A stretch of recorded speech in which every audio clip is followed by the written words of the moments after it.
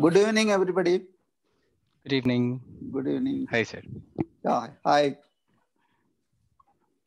So today we have our millennial generation talking to all of us, and we and everybody is eager to hear our younger generation and learn from them, rather than we have been teaching them, but now we are going to learn from them. That's what I feel. So we want to excel ourselves by their teachings, and this is a great opportunity the Kerala chapter is giving to the youngsters. And I think we are the first chapter to do such a session for the millennial HR leaders. Yes.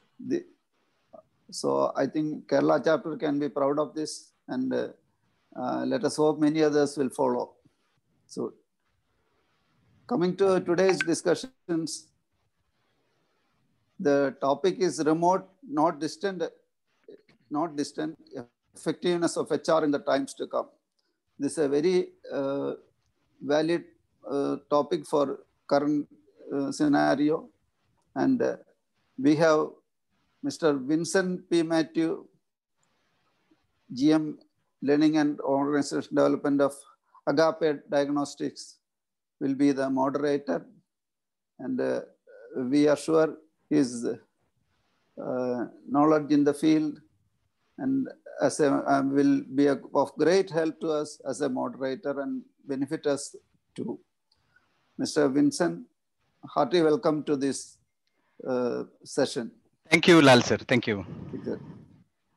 Next is Ramya Devi of VKL Seasoning, Deepthi Venugopal, Federal Bank, then Anand of Sutkami, and Jerry of VKC Group. I don't think any of them need any introduction. Yes. And welcome all my younger colleagues to this great discussion. Well, next is we have a very good representation and participation for this discussion. Many were not worried about the number of persons attending, but we took a bold step of doing this with our millennial leaders, and we have got tremendous response. Now more than 100 persons have already got in, and the registration was almost 300. That's a very good record, and we hope more will join. And I welcome everyone who is listening to this, and welcoming all of you once again. Thank you all. Thank you. Thank you, Lal sir. Without further ado, Vineet, Yep. take Thank you, Lal sir, and thank you, Anish. Yeah. So, a very good evening to all ladies and gentlemen who have joined us this evening. At the onset, let me thank and welcome all of you who have joined us to be a part of the panel discussion. As Lal sir was mentioning, the topic is remote, not distant, effectiveness of HR in the times to come. Before we start, a few guidelines to all our participating members. You have been placed on a mute mode throughout the course of the discussion. So any questions that you have, maybe please raised in the chat box, and our panelists would address them as appropriate at the end of each topic. We are going to divide our panel discussion into 5 or 6 different topics. So at the end of each topic of discussion, our panelists would take up the questions. Now, as we all know, the COVID-19 coronavirus has become the accelerator for one of the greatest workplace transformation of our lifetime. The term VUCA, volatile, uncertain, complex, and ambiguous, suddenly has become the axiom. The way we work, exercise, shop, learn, communicate, and of course, where we work, and also, more importantly, the way we breathe will be changed forever. Now, the larger question for us is, how will this massive transformation impact the workplace, you, your team, your organization, and the future of HR as a whole? How are organizations striving to tide over this crisis? Now, managing aspects of productivity and performance, maintaining the culture and fabric of the organization, engaging a remote workforce, an array of challenges are being faced by HR today. Agility, creativity, and flexibility. All of these have become buzzwords of HR in the current scenario. It is in this context that NIPM Kerala chapter has organized this panel discussion. Now, let me take a quick minute to introduce our young and vibrant millennial HR leaders across diverse industries joining this conversation with me. Now, let's get introduced to the panel. I'm just sharing my screen once again so that you can be familiar with our panel here.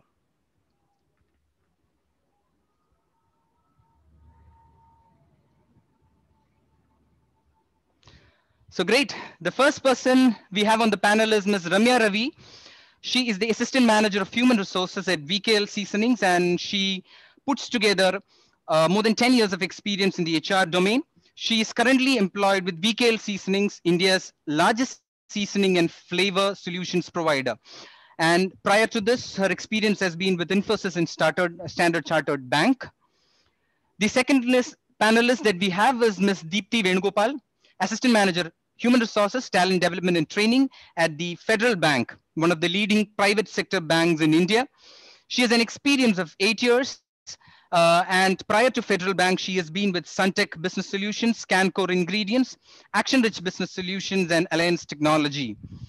The third panelist that we have is Mr. Jerry Chitturan, Manager, Human Resources and Lead of Organizational Development at the VKC Group. Now, VKC Group is India's leading footwear and apparel brand. He has an experience of around 11 years. And prior to VKC, he has been with Topper Technologies, Ahalia Healthcare Group, and Ria Tours and Travels. The fourth panelist that we have is Mr. Anand A.S. Anand is Assistant Manager, Human Resources and Industrial Relations at Sood Chemie India. Now, Sood Chemie India is a catalyst in manufacturing, and it's a multinational company. He has got around 10 years of experience, and prior to joining Sood Chemie, he has been with People Plus, Apollo Tires, and Ernst & Young. And the fifth person in the group is me. My name is Vineet Matthew, the moderator for today's discussions. I lead the learning and organizational development activities at Agape Diagnostics Limited, India's second largest and the fastest growing in vitro diagnostic corporation. And now in the limelight owing to our breakthrough innovations in detection of COVID-19. So that's our panelists. So may I please take this opportunity to welcome our panelists to this discussions.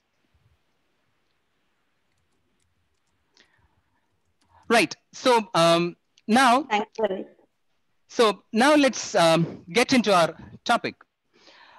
So the first question is the first topic that we have is on HR effectiveness. Now, my question to the panelists is, how do you think COVID-19 has transformed the way HR ensures effectiveness? Now, what are the opportunities and the challenges for HR?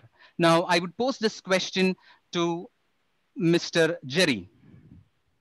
Good evening, one and all. At the outset, thanks for NIPM Kerala chapter for having set a stage and gave us a platform like this for millennial HR professionals like us. Though we are not a great experts in this domain of operation, thanks for the opportunity rendered to us. We are all small fishes in a big pond of HR, and whatever we want to talk here is about the kind of sliver of knowledge we have in the profession of HR, which we have practiced and read through. Thank you, Lal sir, for setting the context, and thanks, Vineet, for that wonderful introduction. Going on to the question which is posed to me, effectiveness of HR, what can I say? I mean, one fine evening, COVID struck us, one fine evening, lockdown struck us. So every HR manager or every professional practicing HR on this earth had to himself or herself a Pandora's box being opened. A lot of things, a lot of challenges which is being posted upon them. How we manage workforce, how we take care of employees, how we are looking at organizational performance in the times to come. So I would say, anybody who's sitting here would have had nightmares thinking about how we go forward. So, but then that's how life is. We have to live with it, and that's opened up a whole arena of new journey for HR, I would say. So, ensuring effectiveness in this scenario, I would say we will have to start off with a SWOT. I mean, SWOT not on the business perspective, SWOT on your talent management perspective. Identify your strengths, weaknesses, opportunities, and threats as far as your talent is concerned, and then identify your strategies and prioritize and go forward. So having said that, second part of the question, which states about opportunities and challenges, as I said, there has been a Pandora's box which is opened up for us. But then if I were to prioritize top three of these aspects, I would say one is the opening up of work from home scenario. Second would be learning and development. Third is the increased focus we have been receiving on employee wellness post-COVID. Let's analyze one by one. On the opportunities point of view, work from home or remote working or telecommuting, which was an alien science hitherto for a lot of companies or industries, now everybody has started to embrace it. So going forward, work from home is going to stay. So what this brings as an opportunity is the fact that it opens up the arena for a lot of talent. So for example, if you're looking at the diversity and inclusion perspective, this opens the arena for a lot of people like mothers returning after maternity, uh, people who are retired or who are aged, people who are differentially abled. Anybody can now enter the workforce because they don't have to leave the comforts of their homes. Second is the cost factor which comes in, because since that we are having a work from home modality, a lot of cost is being saved by the organization in the form of travel costs or city compensatory allowances, other perks and privileges, boarding, lodging, and accommodation. So all these things can be reduced. So that is some of the opportunities which work from home offers for organizations. Looking at learning and development, I would say this has nothing else has been an enabler for learning and development than COVID. Because even now, smaller organizations have started to embrace the journey of learning. Right now, starting off with small webinars. Maybe it all started off with perfunctory affairs or organizing webinars just because somebody else was doing it, or in order to catch up with competition. All this so-called FOMO syndrome, fear of moving out. What if my organization doesn't do it? But then it slowly paved way to such a scenario that everybody started to get dividends out of the learning and reskilling and upskilling. So learning and development has been getting an increased focus, and if we are able to catapult that momentum going forward, we have a lot of dividends to reap from it.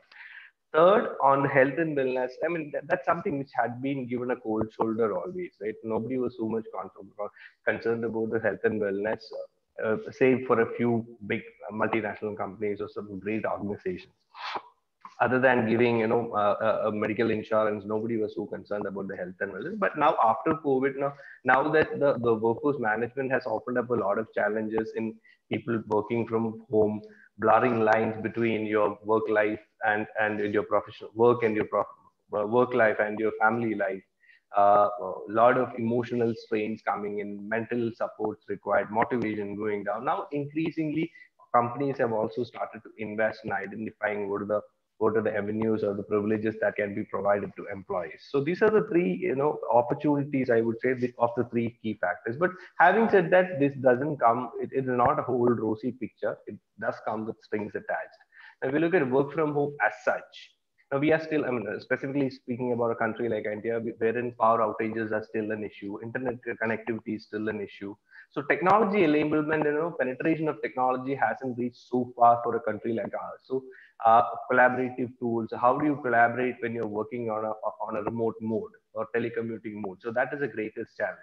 Second, nobody is used to work from home. So for example, industrial sector, the industry sector which I represent, I mean, we were never used to providing work from home, say for some maybe IT companies or IT enabled services were catching up with this, but we were never doing it. But now this has opened up a new set of dynamics. Managers are not equipped how to deal with a remote team. Employees are not don't really understand what the expectations. So that is one of the challenges when it comes to workforce management, motivation factors. on the learning and development point of view, I would say in the last 6-8 months, it has given more nightmares to employees now, because there is too much of content which is being pushed at employees.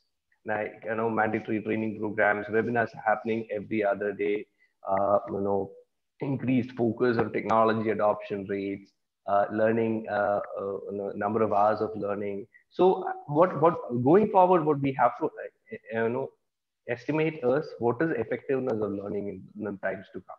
So I would say if you were to take up 3 things, well, that would be work from home, learning and development, and employee wellness with its associated pros and cons, and it is for organizations to prioritize and take things forward. Thank you, Jerry, for quickly giving us diverse perspective on the opportunities and the challenges front. So we spoke about work from home, L&D, and wellness from the on the 3 buckets, in fact. Now let's hear from Ms. Ramya on her views on this. Right. So thanks, Vineet. And it's an honor.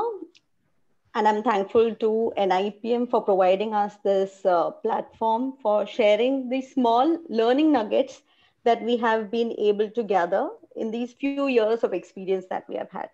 Right. So coming to the question, how has remote working impacted the way HR ensures effectiveness?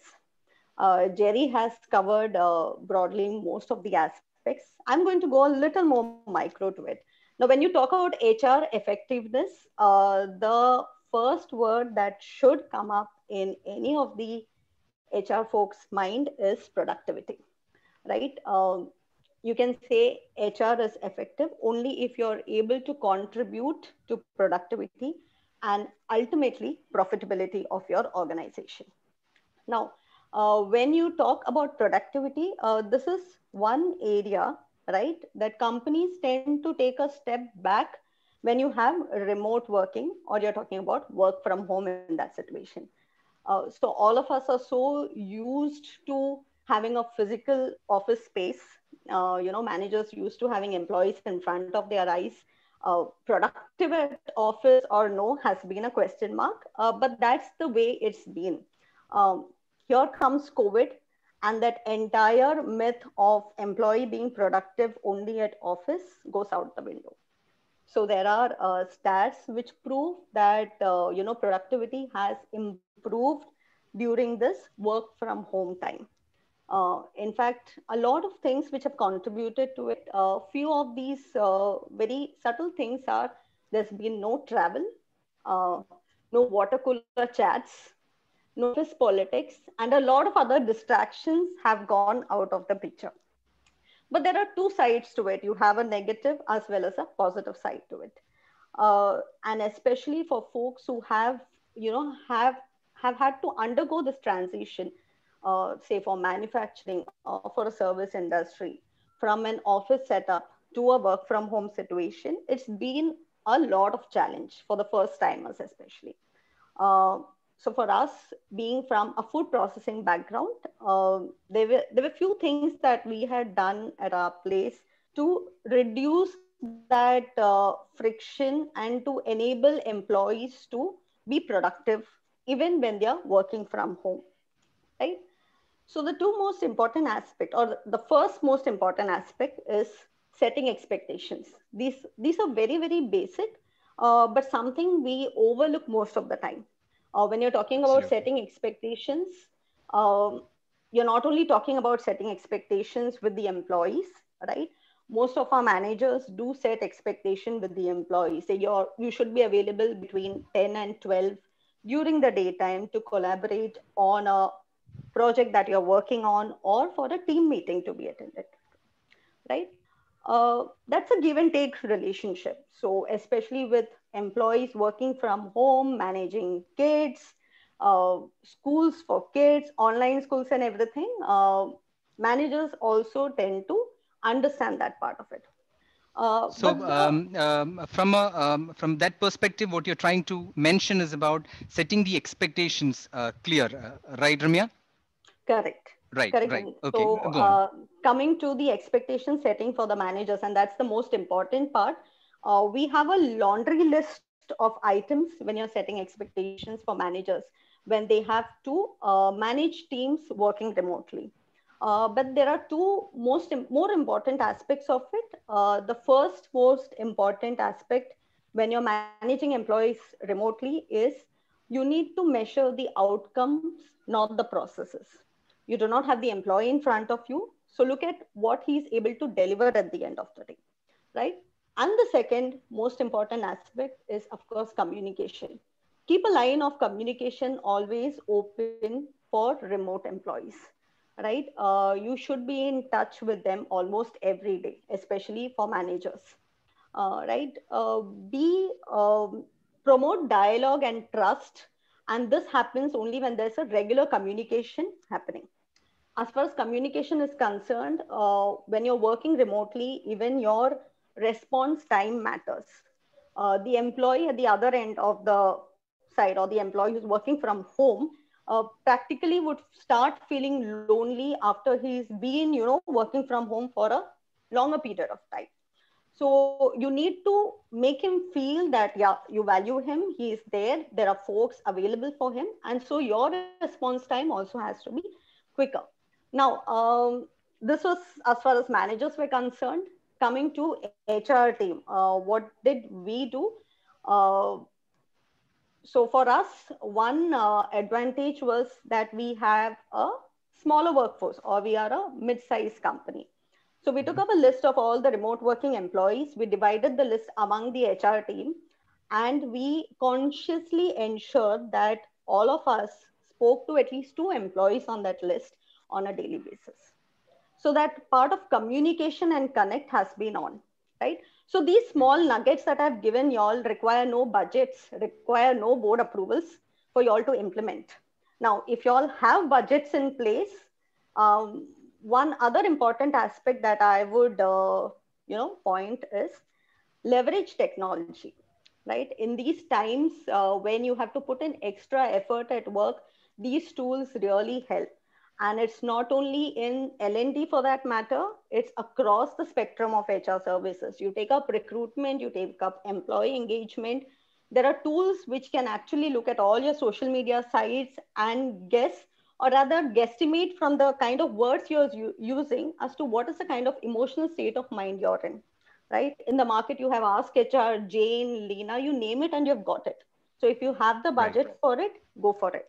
So these are few nuggets from my end as far as, effectiveness of HR is concerned, Vineet. Thank you, Ramya, for bringing up that point on productivity and profitability and the requirement of looking at outcomes or measuring outcomes rather than the processes. Now, we quickly move on with Mr. Anand for his views on the same. Hi, good evening all.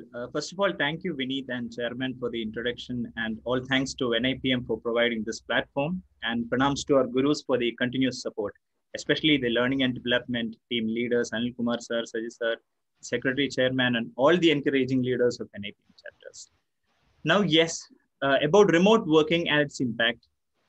Remote working is already a new normal. Gartner analysis predicts that 48% of employees are likely to work remotely, and is a hot topic in past decade. In order to ensure effectiveness, HR have to create an empowering work culture, which makes each individual responsible and accountable for their time, right? Bottom line is, it is not 2 punch and a lunch that matters. We need to share the objectives, connect with them, ask their challenges to meet the objective, and continuous handholding is what that matters. Out of bewilderment, we have witnessed the challenges. Now it is time to deliberate upon opportunities and the action plan we HR professionals need to develop as a system enablers. The first point I got to say is e-connect people. That is, when you start the day, create a connect with your individual employee by asking, how are you? How are things at home? How is your kid, etc. So this will create bonding between each and every member of the team. And it's always better to connect in video, but do not force to, and understand the sensitivity towards employees' comfort in doing that. First is e-connect. Second is setting the boundary or standardized working hours. Very recently, I had a word with my sister. Her name is Nisha Gopinath. She is currently working in IBM and she is doing a global role. And she have multiple reportees in different locations. So if she is working, she got to manage the time in such a way that she have to cover all the time zones. So just by setting her calendar, she is managing her work-life balance. So she is making the calendar available to all the employees, and they can. She is marking the time zones available, time slots available. So it's going to be a new normal across the industry. For example, standard working hours, as Ramya excellently point out. In spite of flexibility, a company may set a time like 10 a.m. to 1 p.m. Right? In that particular point of time, all the employees need to be online. And in that particular time, you can collaborate.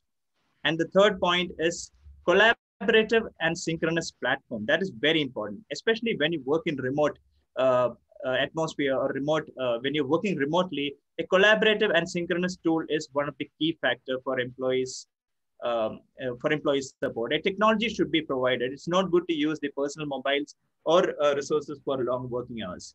So normally in manufacturing, remote working is something that we could never think of. In the past few months, we have given alternate working days to employees. Employees above 55 were given work from home option for a month. Then trade union meetings we have conducted online. Then participatory committee meeting like safety committee, canteen committee meeting were conducted online. Otherwise, this happens at the cost of on-duty leave. You know about the Kerala's dynamic political dynamics and the trade union activities. So we have discussed about 12 hours of working with trade union even. So the greatest opportunity lies in greatest challenge. Things that we otherwise could not implement could be implemented during this pandemic. Thank you. So to sum, these are my 3 points: connect with people, setting up the boundary and standardized working hours, and setting up a collaborative and synchronous platform. Thank you, Anand, for summing it up for me too. So that makes my job easier, and that leads us to the fourth panelist here. So let's move on with to hear from Deepti. Thank you, Vineet. Thank you so much, NIPM, for this wonderful opportunity and this platform. Well, 3 people have spoken before me, so I really don't know what all I should cover. But let me try to go from a broad perspective to a slightly micro perspective, right? So when you think about late February, early March, what is really happening? Everybody is waiting for a news on COVID and what's going to happen. And then suddenly the lockdown was announced, right? So when the lockdown was announced, I think all organizations and all the HR leaders were basically scrambling because we are reacting and responding, trying to figure out how are we going to get things done? What are we going to do? See, organizations that had infrastructure in place, organizations that had remote working, some kind of an exposure to remote working, it was more or less okay because they're able to scale up. But there are a lot of organizations who didn't have infrastructure, who had their employees working on desktops. And those are the organizations that really, really had a huge challenge, right? But in the couple of months, in those couple of months, effectiveness was all about figuring out how we can enable employees to work and figuring out that how to enable the work to happen without it stopping. Then in maybe the last 1 or 2 months, we have actually moved on to the next phase. And that's kind of like a recovery phase because we figured it out. Now we are setting in more processes to kind of learn and emerge stronger from this. We have figured out productivity is not going to dip just because, employees are working from home. We have more trust on employees and trust that, things will come out. We have optimized processes. We have optimized costs, so on and so forth. But the learning has also now been that employees are feeling fatigued. Things are taking a toll on them. There is a blurring line between when the work starts, when the work ends. And all of these are learnings, right? And at this point of time, effectiveness has been more about how will we ensure that teams are collaborating? How do we ensure that the creativity doesn't come down? Right? When I talk about my organization as such, where we hit largely, I would say we were hit, but not as much because we had a BCP kind of a protocol in place, right? So those kind of things are extremely important because, probably I think Kerala was a little more, prepared. We were a little more prepared because of the floods that happened 2 years back. I'm sure a lot of organizations would have had similar kind of situations due to which they were a little more prepared. The next phase that we are going to see as organizations are more in terms of a resurgence because we have reacted, we have responded, and we are kind of recovering. but the recovery is not enough in terms of effectiveness, right? We kind of need to figure out and gather all the learnings that we've had so far, figure out how to optimize between, ensuring work from home and remote effectiveness. There are people who cannot work remotely. So then how do you optimize on that? How do you figure out when employees are feeling too much of fatigue, when they just want to come back to office? What is that hybrid model going to be, where, what is that balance between working from home and working from your office itself? So those are the ways that organizations really need to think about. Because I think if we don't sit and think about those aspects, right? If we don't, as HR people also, if we don't think about how are we going to manage the employees' expectations, how are we going to manage the employees' fatigue, how are we going to manage their productivity at that level, then we are going to really flounder. So I think it's broadly, I would divide it into 3 phases. One is the initial phase where we were reacting and responding. And that was very crucial for us to kind of have some kind of plans in place. Second is we're learning and emerging, but the learning and emerging is not enough. We need to kind of move forward, ensure we have some kind of protocol so that in case something like this happens in the future, we are very well prepared. We have the capability to handle, these kind of situations. So agility, training people to kind of foresee and, jump in with quick solutions, having enough infrastructure, helping people to kind of transcend to this new kind of working. All of those are the ways in which HR can really, I think, monitor and look at effectiveness. Right. So that's from my side, Vineet. Thank you, Deepti. In fact, one of the critical points that Deepti has mentioned here is the need for a business continuity plan. Now, as she said, Kerala had its first experience back in 2018, and now how well we have progressed is a question that we should all delve to ourselves. The second point, which she had very, very clearly mentioned, is from reaction to response to recovery. Now, as we complete the first question with respect to the feedback from all the 4 panelists, let me conclude on, or let me sum up what are the key points that were addressed with respect to the opportunities and the challenges. We started with Jerry, where he mentioned about the 3 key elements on work from home, the learning and development, and employee wellness as emerging. Reskilling and upskilling is another opportunity which is coming up. And the challenges, obviously, which Ramya also mentioned, is about technological enablement, collaboration challenges, mismatch on expectation. And that's where Ramya mentioned about the need for setting the ground rules clear, setting expectations and looking at outcomes rather than the process. She spoke in detail about productivity and profitability, the need for very clear communication, quicker response time. And Anand took it from a manufacturing perspective, where he mentioned about empowering work culture, connect with people. So the key element there is communication. There is nothing called as over communication, as we always say. And the need for collaborative and synchronized platform. It is not about the brand of the platform that we have, but how simple and easy to use is those platform for our entire gamut of employees.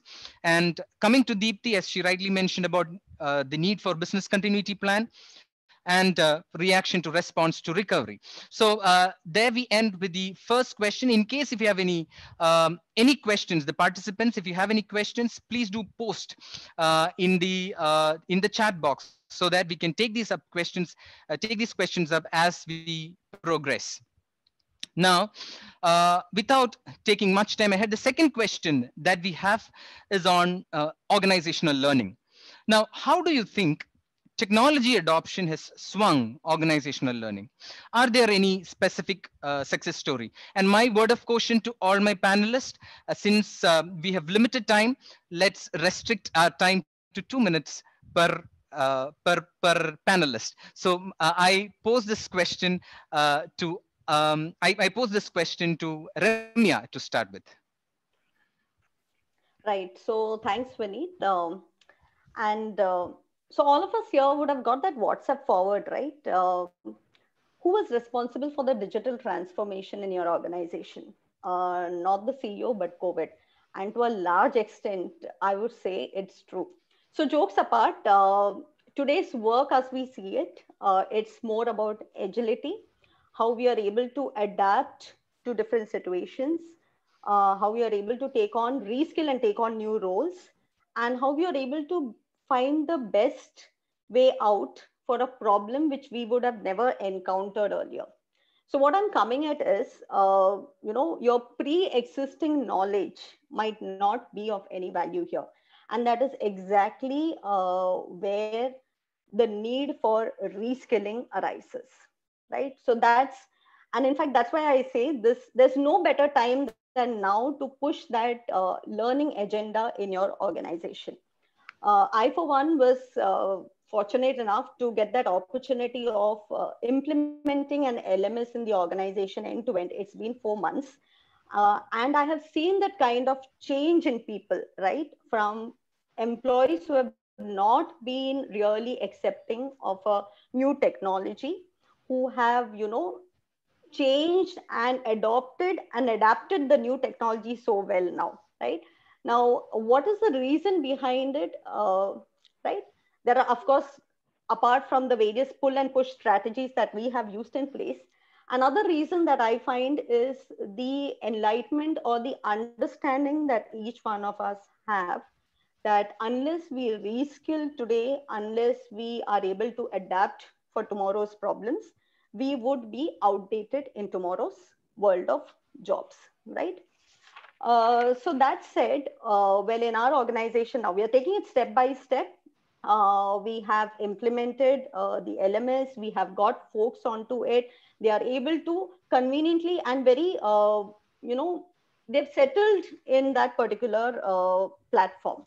Now, the next step is, how do we actually measure, or rather apply these learnings onto daily work? That's the next step that we are looking at. We are also looking at how do we implement social learning? How do we implement learning from peers in this aspect, right?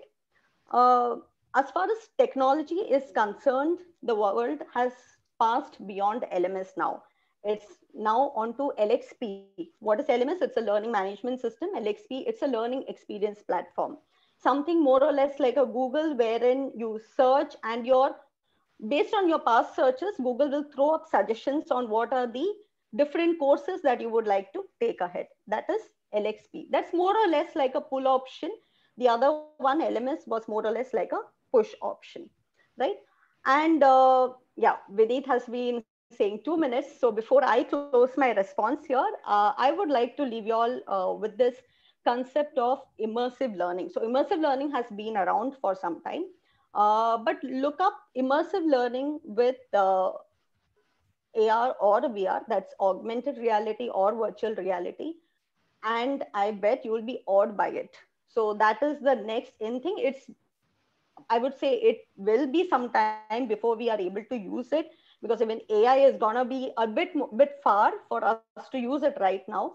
But still, when it is in, and I would say that is one game changer that would come in for the entire HR spectrum, right? So yeah, I leave you all with these thoughts, and go look it up and be awed by it. Thanks, Vineet.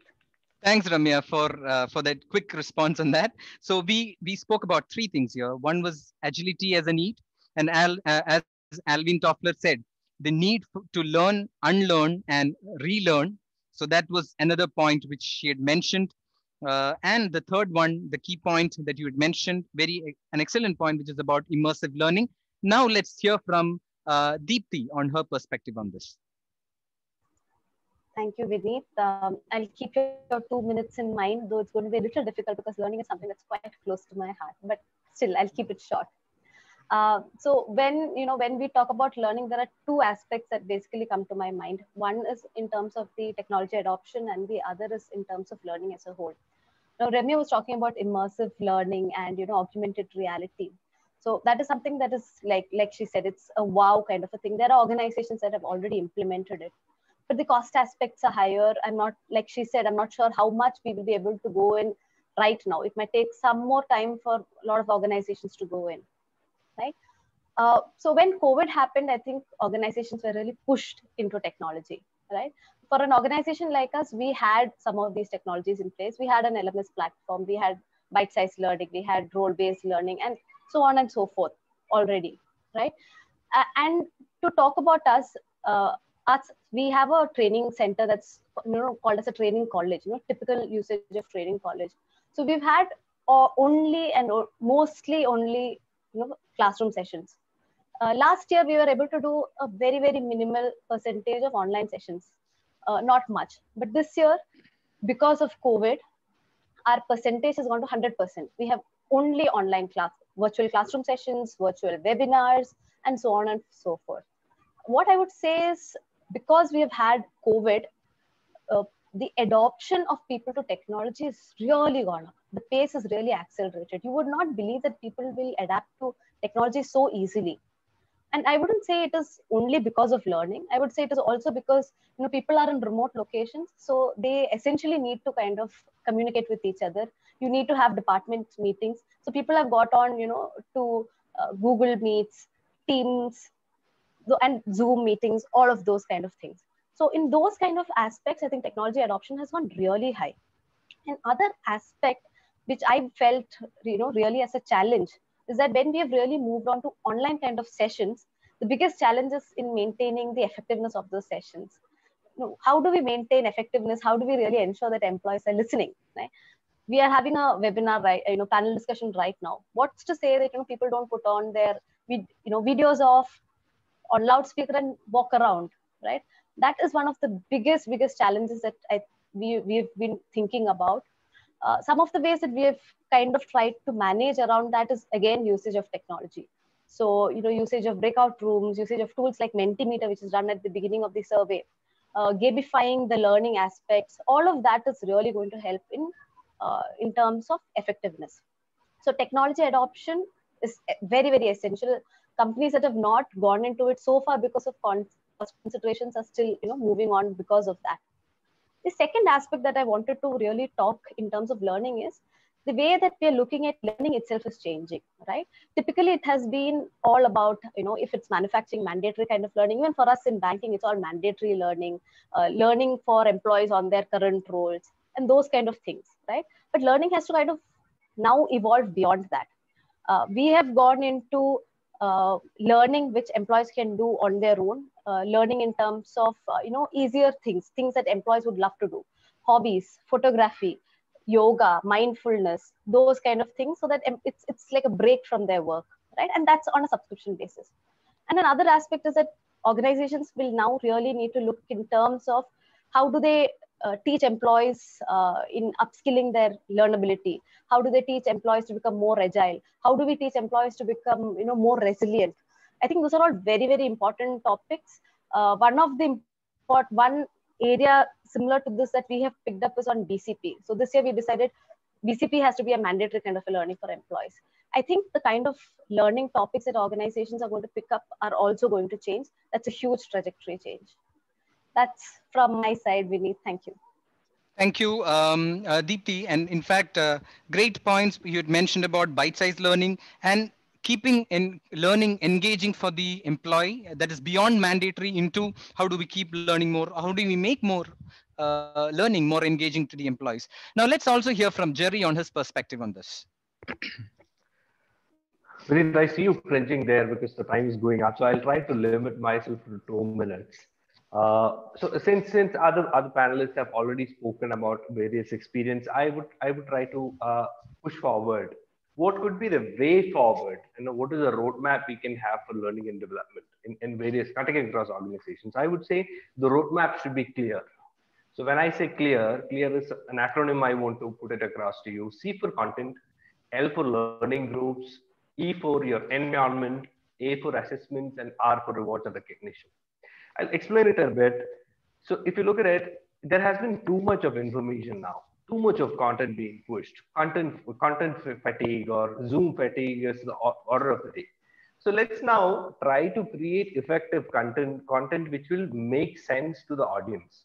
Try looking at your competency framework. Identify what are the frameworks, what are the competencies required, what are your desired competencies, what are your must-have competencies. Like new set of competencies like resilience, agility, change management is now more important than ever, right? So look at that and try to create content which is on that lines. So that's C, create the right set of content. L is identify your learning groups. Because you cannot have a cookie cutter approach and say, you have a catalog of courses, I'm going to push it across to the entire organization. No, that's not going to work, right? It's about creating adaptive learning experience. Every user group requires a different set of learning. So try to create learning groups, micro-organizations within your organization. Like you can pick up your first-line managers, your people leaders, your strategic heads. Create micro-organizations and try to identify learning groups, map it to the content which you are already developing. So that's L.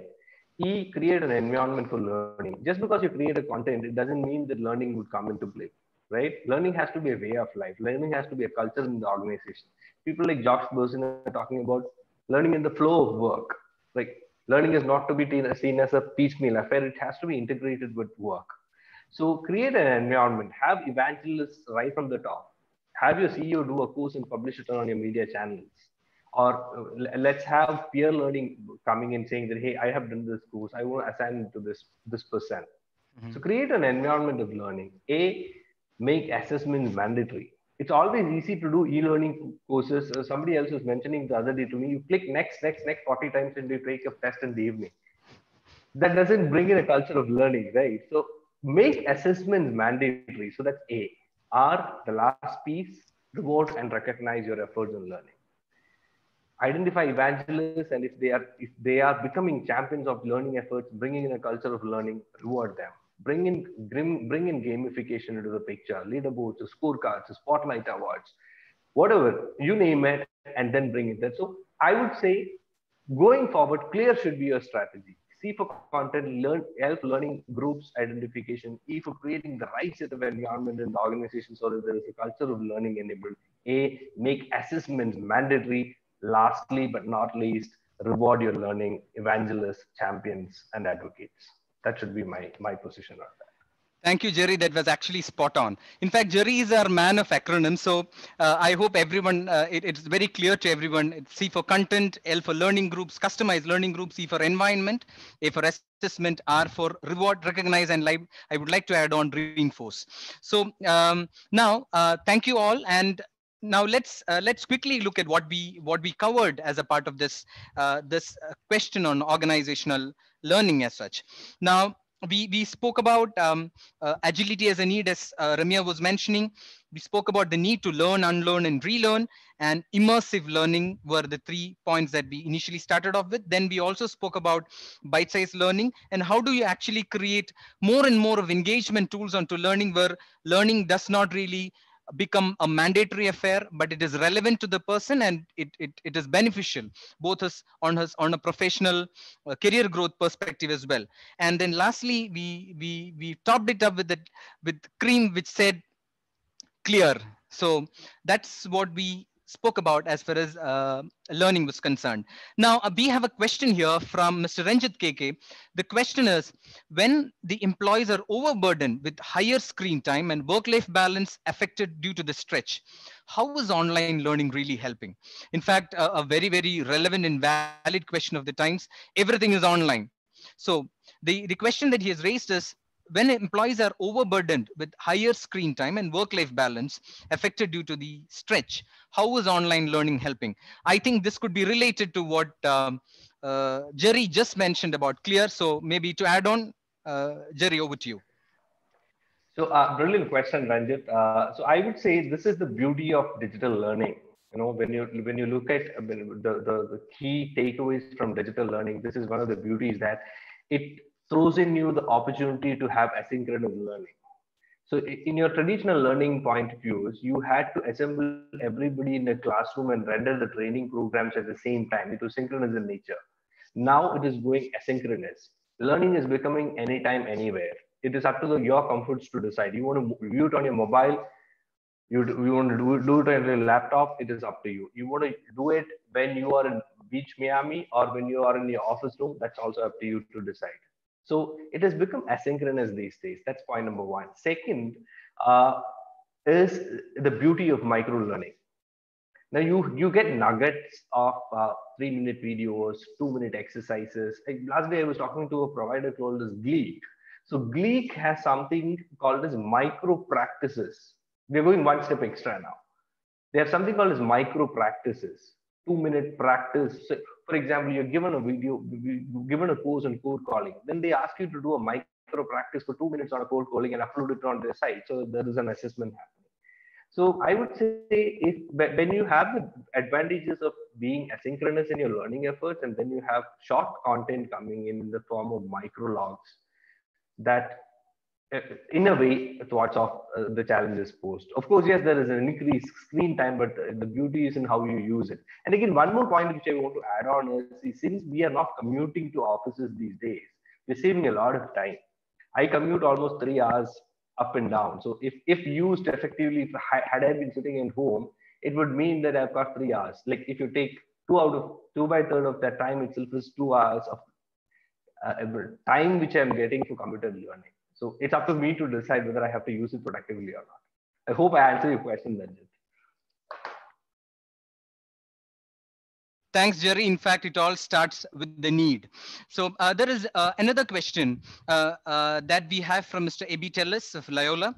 The first question is the new normal pushing us for a new scientific method of one best way?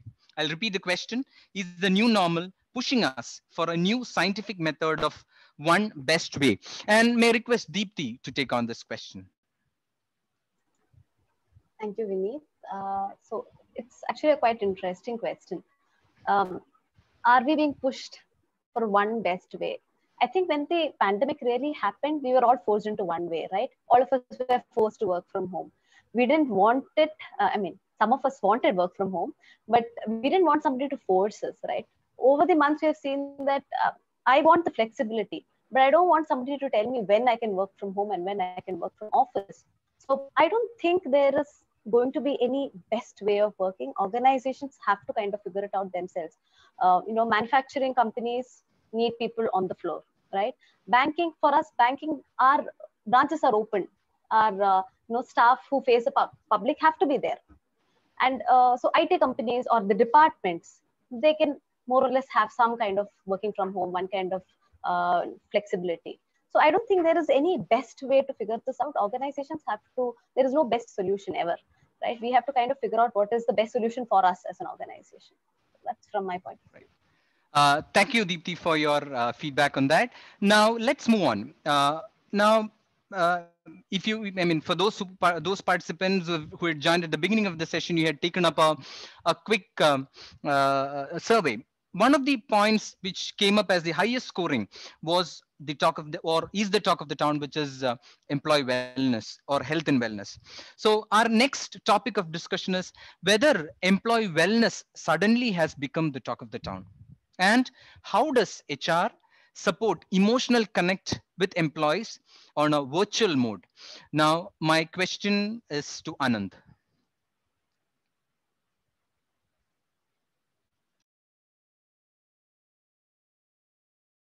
Anand, you're muted.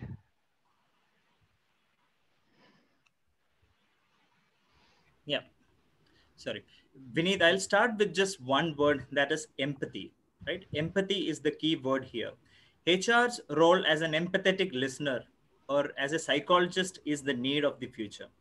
I'll just narrate one incident that I recently had. I was just having a casual chat with one of my colleagues, and he was sharing a discomfort, saying that, during these COVID times, I'm feeling a bit depressed kind of thing. But when I just listened to him, I came to know that it is not just a kind of depression. It have a deep dwelt impact in him. So since I got to talk to him, I could understand that this is something that has to be referred to a professional.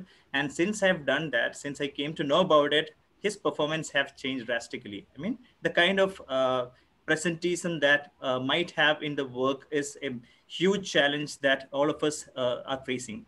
I mean, in remote working, also that is going to be a challenge. But in manufacturing setup, when most of the people go to work from a particular location, this will happen. So this is one thing that all of us as HR practitioners have to focus. That is, so what I've done is, after a thorough research, I know this is not an employer branding forum for Sudhkemi. However, after a thorough research, I've taken some mentoring support, benchmarking, and I've shortlisted some service providers. But all I wanted was a custom-made plan that fits to my company, right? Everything will not fit in. It's not just plug and play that works. every time. So in certain initiatives, we can do that. But when it comes to emotional well-being, or when it comes to wellness, it has to be custom made. So we have an associated with a company called Blowmind Labs, which is run by our own Shema, Sandeep, and Sandeep. And initially, the things was not taking its space. And in the first 2-3 weeks, we gradually started getting feedbacks.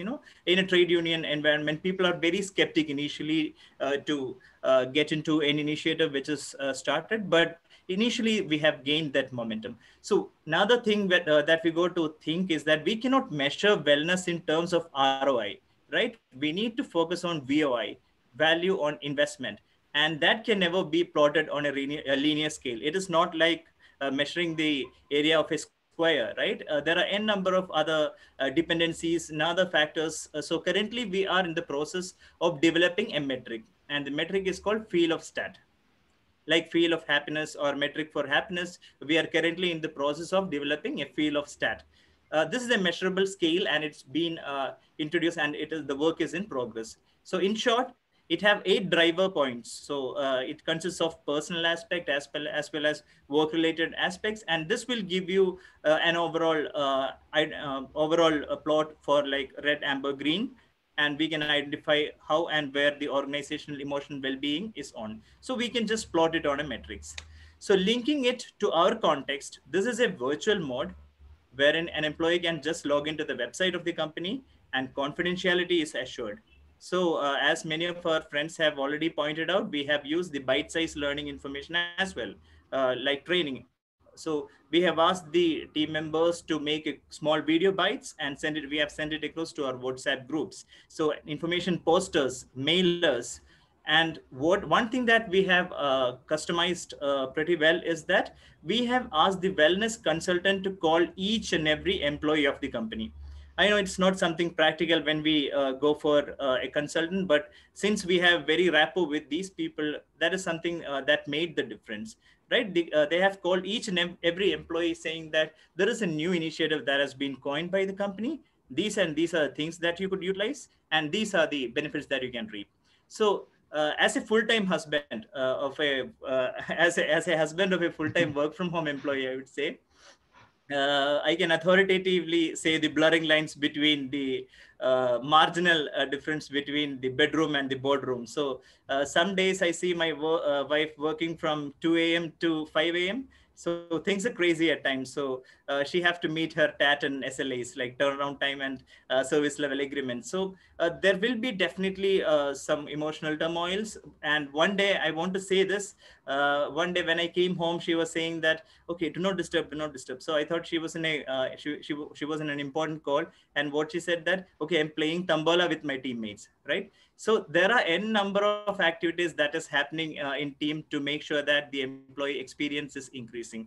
And hence employees emotional connect can be enhanced. So these are some of my points. Over to you, Vineet. Fantastic, Anand. I am sure you will get a few questions, or you will get a few calls on more details of this VOI and value of investment and the field of stat.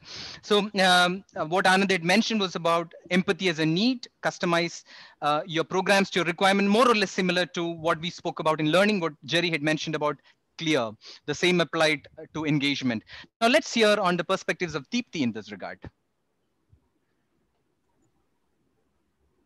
Thank you, Vineet. To start off, I should first say, Anand, I'm going to pick your brains after this because I want some more information, right? Okay. So there was a recent study by Glint that said that employee burnout is all on a rise, right? So stress and anxiety have always been there, right? When we work, you are stressed out, you have your targets, you have to manage things. It's always been stressful. Then when COVID came in, we had trying to figure out how to work from home, trying to set up a working situation at home.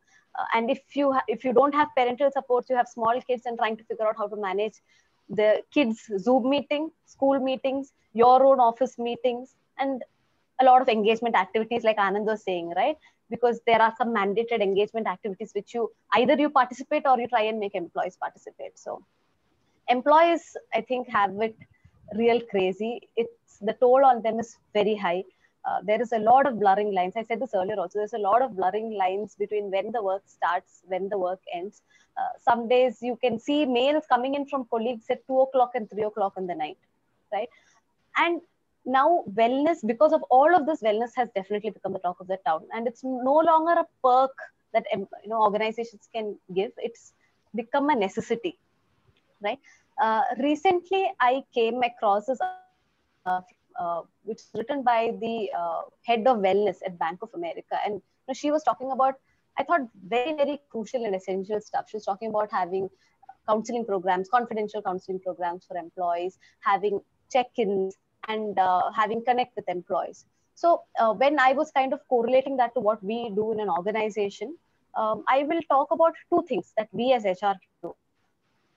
One is basically ensure connect, ensure communication, and ensure check-ins. Right? What Ramya was talking to earlier about how they have contacted employees in their organizations.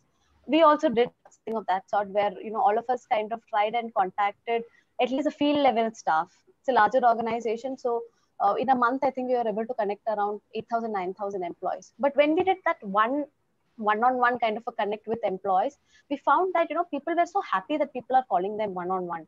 People are trying to find out, and they're not calling to find out what is the business like, how was your performance, why aren't you doing this? No, it's more, how are you handling it? Are you okay? Do you have everything you need? And it was for support. So when employees get that one-on-one connect, right, they feel really good. Second is check-ins. Check-ins not just by HR, by their managers. So we also had even calls by our MD to random teams and groups, not scheduled calls, just random calls. And those kind of connects and check-ins, when that happened, right, it makes a lot of difference. And other aspect that I want to bring in is, as HR, what we really need to do is train our managers on empathy and how to manage. When I speak to a couple of our managers, I always say, managers are basically undergoing it's like a trial by fire, right? They are thrown into the situation. They as individuals have all the stress, and then they have the additional stress of managing their teams. So they have to manage the emotions of their team, then they have to manage their own personal stuff, and they have to ensure targets and productivity and all of that as well.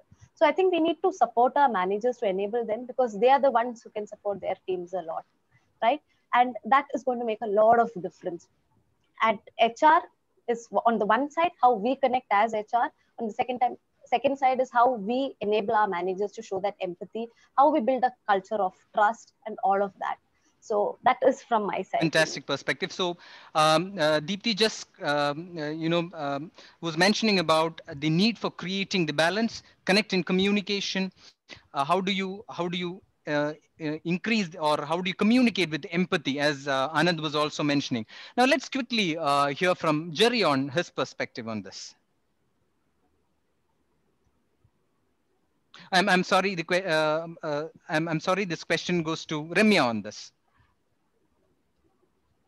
So thanks, Vineet. To be frank, we have had so many wellness programs from the time COVID has started that I do not want to do anymore. Don't get me wrong. I'm not saying that there's nothing to be done on that front, but as an HR, we have to understand where we need to take action and where we need to limit ourselves. There are times when we just need to let things be, right? I'm like, just look at it. COVID started and we had a flurry of online calls, meetings, sessions, webinars. Everything is online. So there's something called digital fatigue, webinar fatigue, right? And up to a certain extent, I feel we have also added on to it from an HR angle. So few things that I would like to contribute in this aspect is, how do you manage this digital fatigue thing? One is, can we ask employees to go on a digital fast, right? One day a week, say on a weekend, say morning 6 to evening 6, do not look at anything digital. Do not attend your phones, do not take your laptop, do not open anything digital. Encourage to switch off after work. That's very, very important. And another aspect is, can we also look at having in our workplaces a no meetings day? Trust me, I'm like, my calendar is full with meetings the entire day. Everything is online. So a no meetings day a midweek, say if you get it on a Tuesday or Wednesday, there's nothing more a better help than it, because you have the most work on these days. So I would say these are some aspects that I have found. As far as wellness programs are concerned, one of the most effective one that I have seen is having a support group in place, right? Having people talk to each other, somebody who's undergone the same experience, it's easier for them to relate to, advise, and watch the back of the other person, right? Last point that I leave it here for folks to just think about is psychological safety. So when you talk about psychological safety at work, that is something which would help wellness at work itself. If you're able to speak up your mind in front of your team members, if you're able to ask difficult questions, right, that is what gives us that sense of feeling belonging and safety, right? And we know that our team members, other team members are there to take care of things if we fall back also. So I think these are just few nuggets which I would like to add on, Vineet. Fantastic perspectives. In fact, these are questions I think I've been looking at the chat box. So there were quite a number of questions which came up on work-life balance with the unending meetings. So I think you have answered almost all of them. 4 points which Remy had mentioned was on digital fasting, more balance at work, no meeting days at work, and psychological safety. So as we consolidate, or as we come to an end of the third question here on health and wellness, we have covered the need for empathy, customizing our programs to the requirement, the feel of stat or the value of investment, which Anand had mentioned. So I'll keep saying this because he'll get more questions on this. And as Deepti was mentioning, creating the balance, connect in communication, another key element here. And the requirement of frequent check-ins. She was actually mentioning about how HR connected with employees across the organization over a 1-month period, checking on how well they're doing. And lastly, as Remy had just concluded on digital fasting, balance at work, no meeting days at work, and psychological safety. So I think well covered. This question has been pretty extensively covered. Thank you all my panelists for taking these questions in detail. Now that we move on with our fourth question here, which is about the VUCA scenario, what we are currently undergoing. So how can HR, in fact, ensure a wholesome, a complete employee experience in the VUCA scenario? Now, let's start this question with Jerry. Thanks, Vineet. I don't know what you want to say now, because again, I'm coming up with an acronym again. So I would say, the best strategy to fight VUCA is VUCA. Oh. It would sound counterintuitive, but I can explain how it works. Now, the VUCA as we know it is what? Volatile, uncertain, complex, and ambiguous, right? Absolutely. This question is specifically with regard to the employee experiences part, right? So I'll try to map it to how employee experience can be connected. So now my strategy to fight VUCA here is a different VUCA, which says V for vision, U for understanding, C for clarity, and A for agility. So now what it means is, when you want to create an experience, don't take it as a one-off affair. It shouldn't be taken off, and it should be part of your vision. Like, you have to envision yourself, what is the kind of experience you're going to deliver to your employees. We are living we're now forced to live in a world of distributed everything. Your recruitments have gone online, your onboardings are virtual, your team meetings are happening over Zoom or other platforms. There are no water cooler chats. Water cooler chats are still happening, but you have a Zoom background as a water cooler, and then you have a chat on a group Zoom call. So a lot of things are happening. So in these cases, envision what is the kind of experience you want to deliver to your employees. That's point number one. You have an understanding and empathetic scenario. Like, even if you look at design thinking, it all starts off with what? Empathize, right? You want to empathize what is the sort of experience you want to give your end user. So have an understanding and empathizing hat on, fill in their shoes and think, what is the kind of experience I would expect when as a professional, what is it that I want to desire to see? Be clear in their approaches. So from complexity to clarity. So be clear, because the kind of expectations we have are different right now. The manager has a set of expectations, the organization has a different set of expectations, and the employee believes that whatever he's performing is his set of deliverances, what is on expected life. There is no clarity, there is no synergy which is being developed, right? So let's have a clarity of thought. Let's give guidelines to managers saying that these are the do's, these are the don'ts. This is the kind of experience you're supposed to give. This is what you're not supposed to give.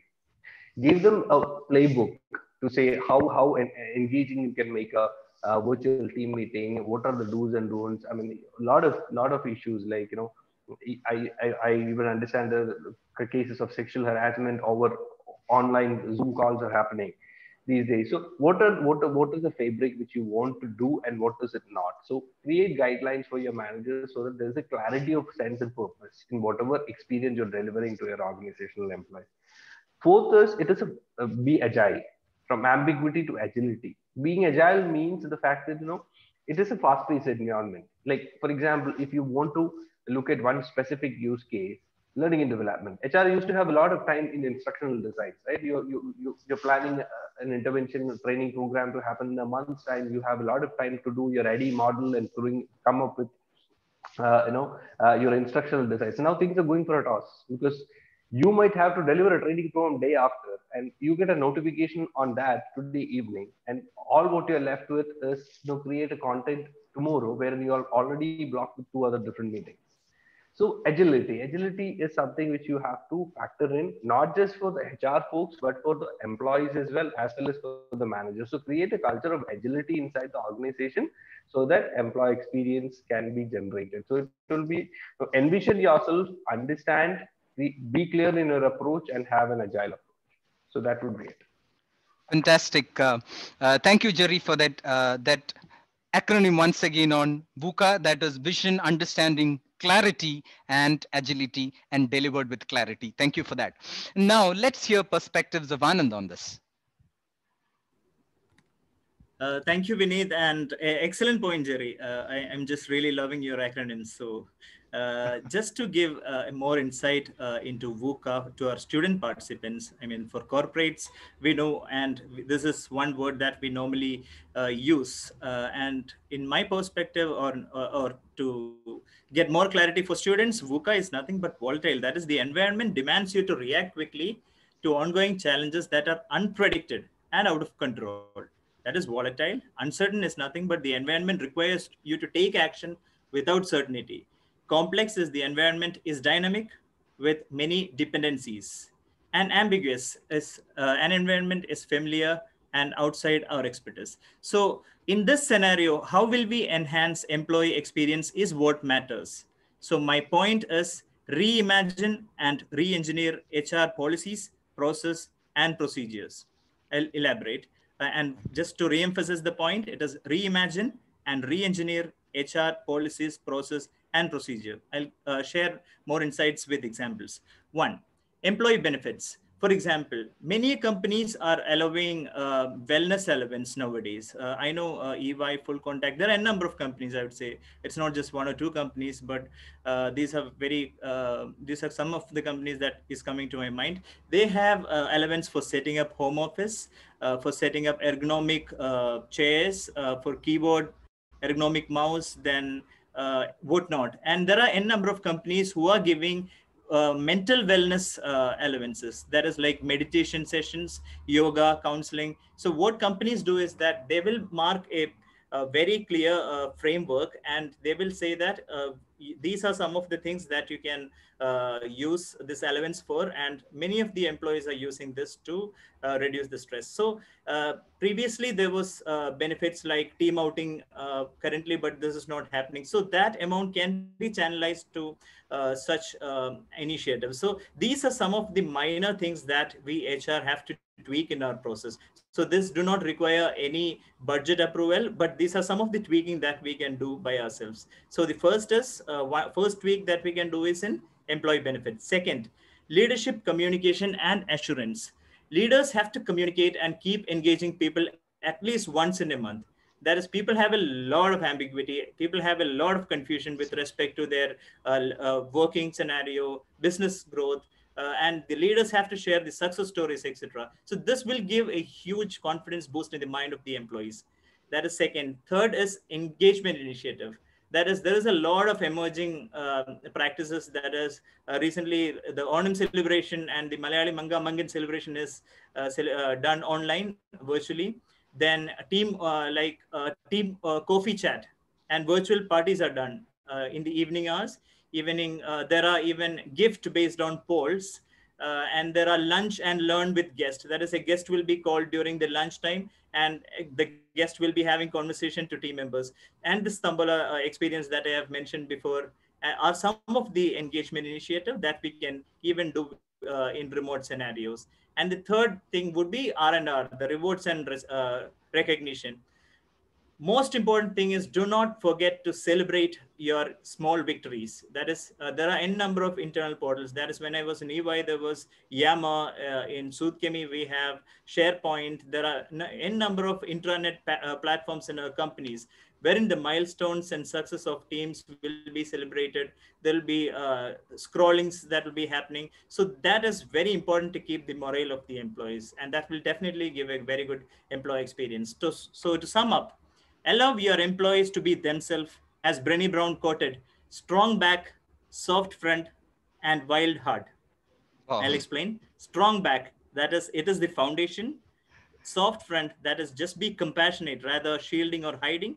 And wild heart, that is letting it go. That is one thing that I have learned by putting myself in uncertainties. That is something that I do all the time. That is putting myself in scenarios which I'm not confident with. So this will definitely give your employees a boost, and an empowering system will definitely have its own say in each and every employee experience journey.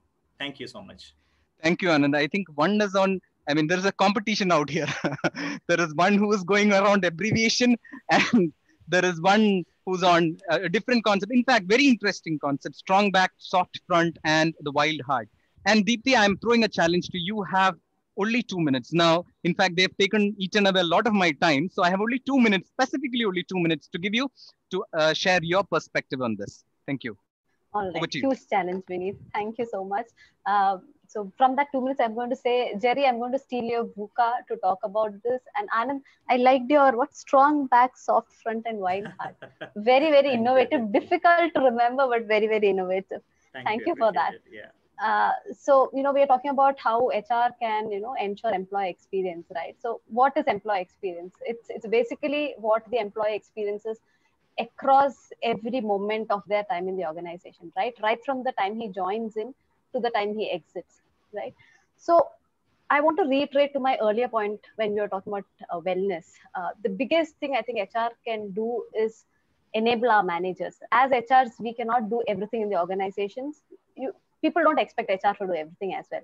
The biggest connect for people are going to be what is the experience that they get when they interact with their managers? What is the experience that they get when they interact with their peers, with the other departments, right? So enable employees to understand that you as an organization are living the values, show the care and commitment, give people the trust. Ramya was talking about this earlier, enable a trust in the organization. Let people have the feeling that they can talk out. They should be able to talk out. There should be safe places to talk out, right?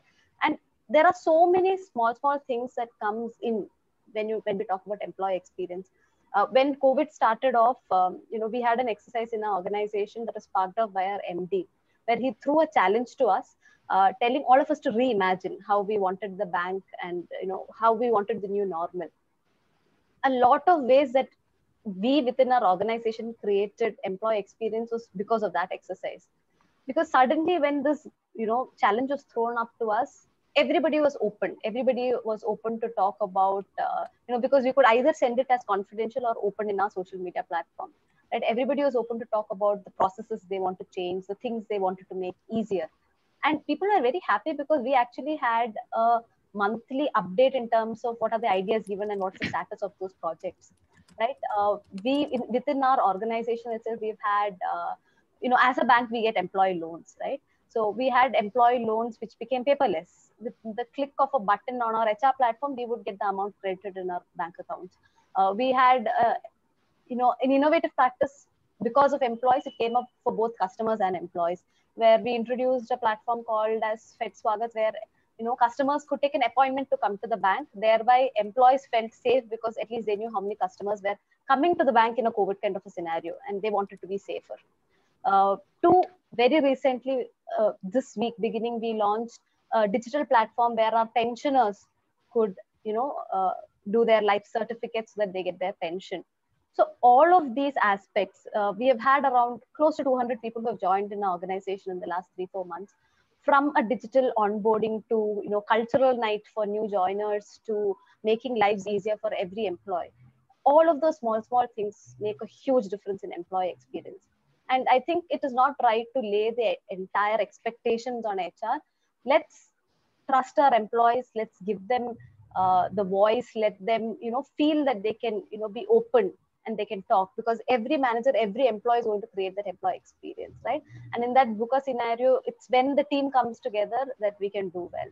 So that's from my side, Vineet. I hope I've stuck to the time. Yes, you did. Thank you so much, Deepti. So quickly, to consolidate our learnings from the question on the volatile, uncertain, complex, and ambiguous scenario, how can HR ensure a wholesome employee experience? There were diverse perspectives in this. We got a whole new meaning for VUCA, which was vision, understanding, clarity, and agility, which Jerry had mentioned. Then we went on with some of the key points from Anand, which was on reimagining and re-engineering the HR processes. He gave the example of employee benefits to start with, leadership, communication, and assurance, and celebrating smaller achievements. That is possibly something which a lot of times we actually miss out. So celebrating smaller achievements, and to top it up all, it came up with strong back, soft front, and the wild heart. And Deepti mentioning about opportunities for employees to voice their opinions and trusting them and empowering the employees. And again, connecting it to reimagining. Now, to all our participants who are listening to us, we have another 2 more questions to go. We will try to sum it up quickly. Please stay tuned. I think we are adding value to you. So request you all to please stay tuned. And quickly going to the 5th point, which is on organizational performance. Saying it all, we have said it all, but then at the end of it, organizational performance is the key. Come what may the scenario. Now, what can be the strategies and changes to enable better organizational performance? Now, let me pose this question to Jerry to start off. Considering the paucity of time, I'll try to limit it to the steps which you could take it forward to ensure that the organizational performance is intact. Point number 1 is you have to go back to your drawing board. I mean, you might have had an annual plan in place, but now it is not valid anymore because the entire environment is pivoted. Your consumer base is pivoted. Your business environment is pivoted. So point number 1 is go back to your drawing board and see whether you have the right set of goals before you. And is there a strategy map that is aligning with the kind of goals that you're trying to chase down, and whether you have the right set of KPIs to measure whether the goals are being chased down in the right manner? That's point number 1. Second would be, see, the concept of the workplace has also changed. Now, you don't come to office. Office is not a place where you go to. Office is where now the work gets done. It could be your kitchen, it could be your bedroom, it could be your boardroom, it could be your drawing room.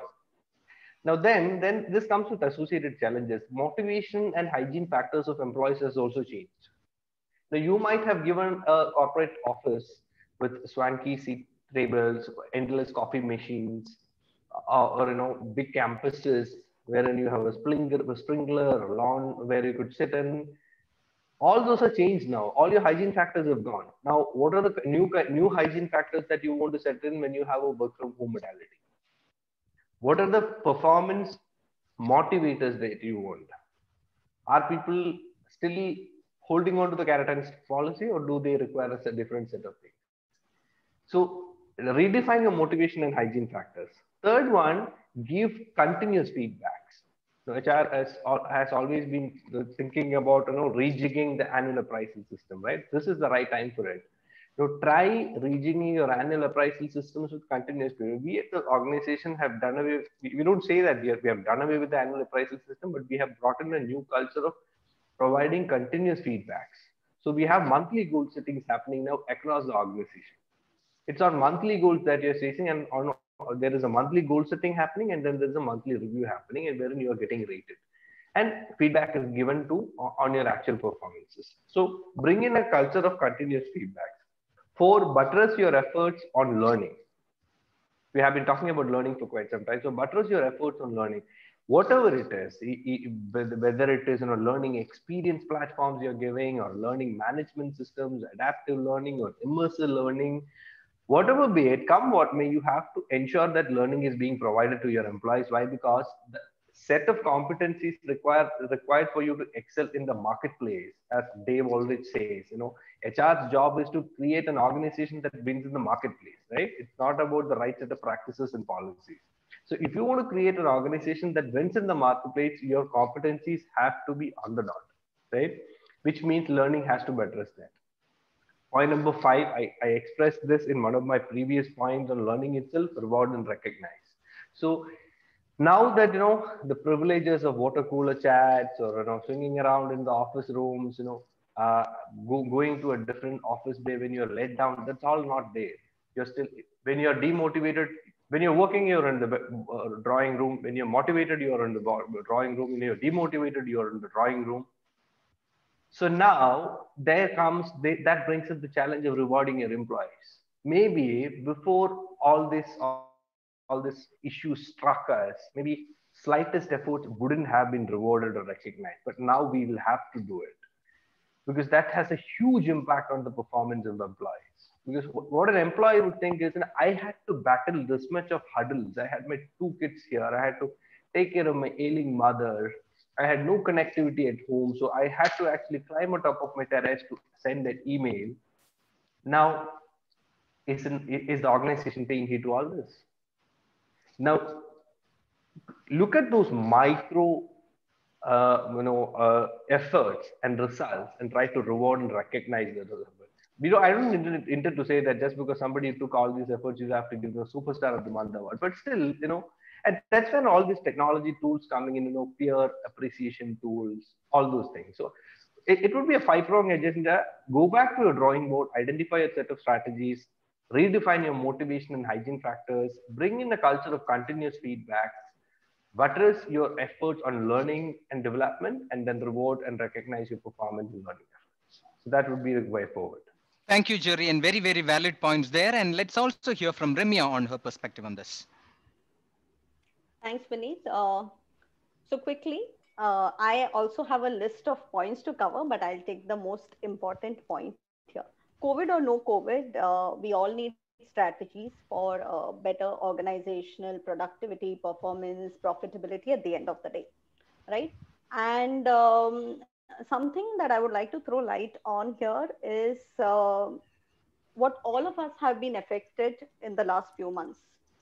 That's cost reduction.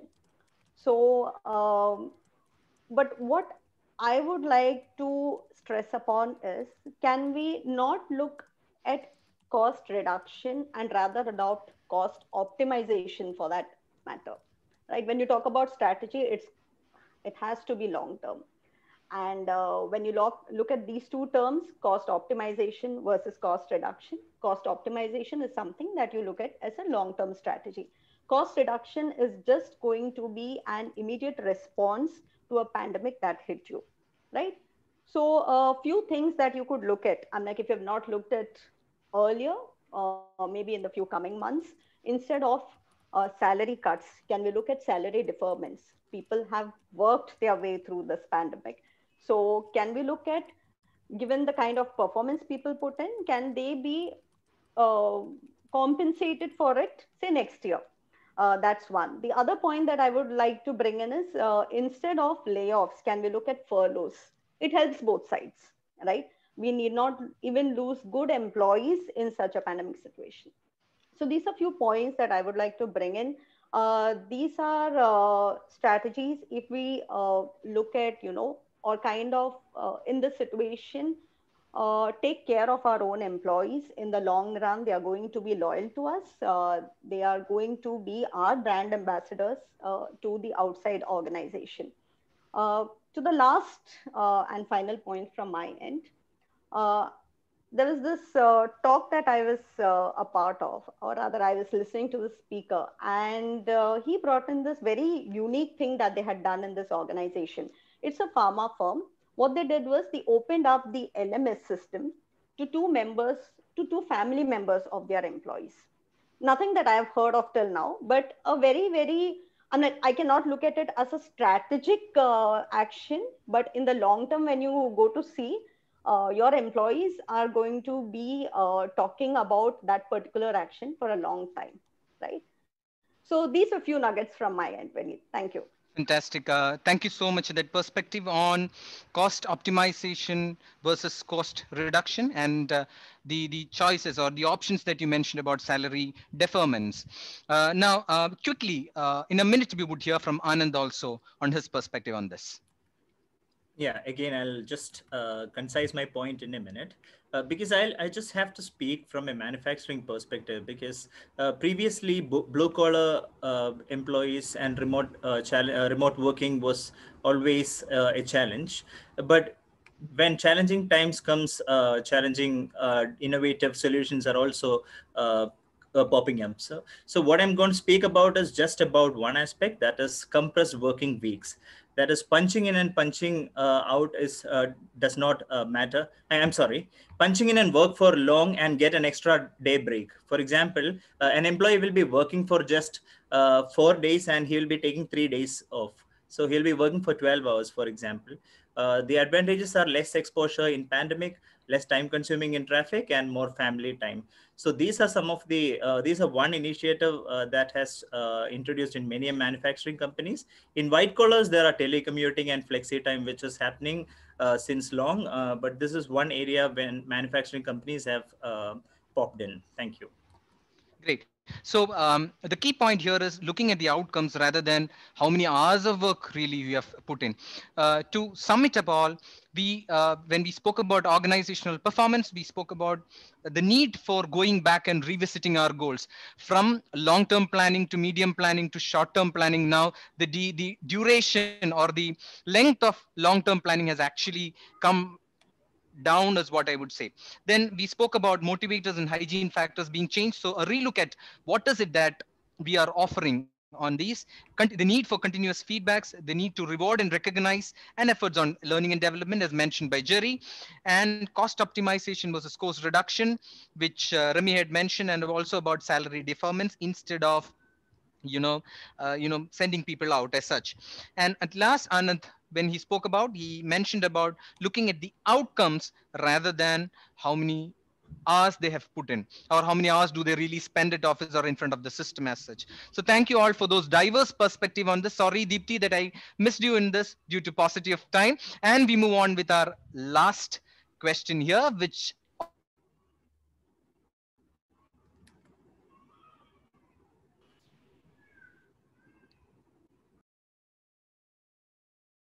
Did we lose Vineet's connection by any chance?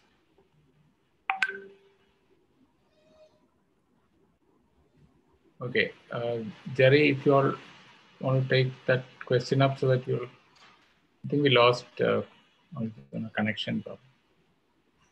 I will take it up, Jerry. Yeah, Anand. Yeah, please. Sure, go ahead. Yeah. Go ahead.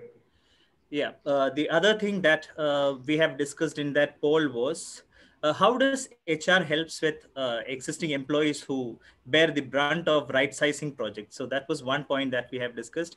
I'll just quickly say what right sizing is all about. Right sizing is nothing but resizing the talent for business forecast. If the recovery plan is less than 18 months, we can look for temporary layoff or other stopgap arrangements. But if it is more than that, we need to have a right sizing in place. Next is how. That is, first we need to start with, and we need to develop an org chart with skill set, potential talent, flexibility of the role, and fitment. And there are two major aspects that we need to consider. One is people who are going out. We need to take care of people who are going out. And more importantly, we need to take care of people who are staying in the system. So right sizing is a major challenge for people who are staying in the system, because they are always staying with an ambiguity of what is going to happen tomorrow. So what is the message that a company have to send about core values, and what is the employer branding aspect? The package that has to be given to employees, the employee experience in this exit journey has to be envisaged during without no biases, and smooth implementation and rolling out of severance package and payoff is one thing that we can do to employees who are exiting. Then comes the employee assistance program, right? It is a life-changing event in most of the employees' life. So in India, there are n number of companies who are providing employee assistance program, like one-to-one help.net Private Limited. There are Mondo Chappell in company. There are Lee Hecht, Harrison, Knightbridge, etc. Are into career transition services. So from rebuilding the resume, they are into reskilling, interview preparation. They will enable placement with tied up companies. So when we do this first aspect to the employees who are exiting, the second thing is being taken care automatically. That is seeing the care of the employees giving a feel that it is not just a plugging and unplugging that is happening. It's a smooth transition. So such things give your organization an image of a best place to work. And the most important thing in this aspect is communicate, communicate, and communicate to your employees who are staying with you.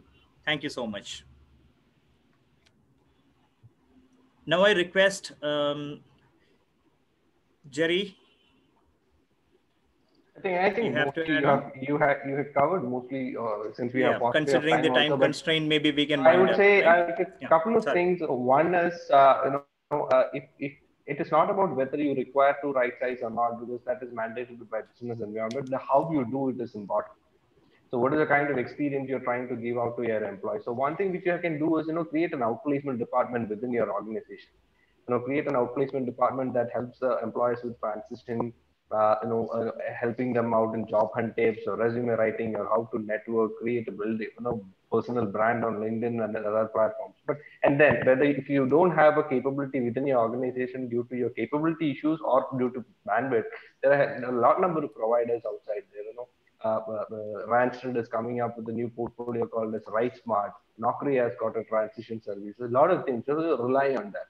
Second important point that has to be taken care is, this defines how people are going to rate your employer brand. Now you met out the right kind of experience to the employees, you will get bouquets outside in the market, outside. Otherwise, you will get brickbats.